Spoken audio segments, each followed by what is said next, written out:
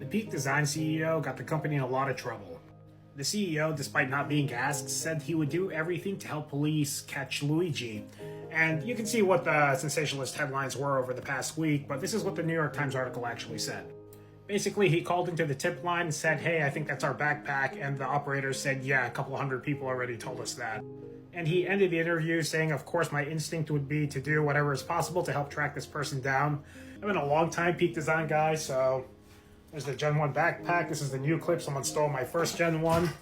And also, Gus the Bus for the nerds among us." Now, the issue is, in that New York Times article, he said that if police sought his help, he would check with his general counsel about what information he could release without violating the company's privacy guidelines, which immediately that's where the problem was. On top of the whole snitching thing, everyone was wondering, why do you have our information? How are you just giving it out there willy-nilly? This, of course, led to a lot of people roasting the hell out of the company, and Peak Design turned their comments off on socials because it wasn't going to be pretty. That was probably a smart move. And then about an hour ago at 4:56 p.m., they sent this out on a Friday, stating that, hey, you might be aware of the situation, and you got to understand they're in full-on crisis mode right now, damage control. And they laid out that they don't keep anyone's information unless they register for the warranty card or something, which everyone was questioning because they said, how are you matching the person's name to the backpack that was purchased? That's crazy. Also, mind you, that was an old backpack. I think they discontinued that one in 2019. It was the one after the one that I have. But this is the email here. You can screenshot if you want to. And he ends it by saying that he's sending this email out because people have been threatening him and employees.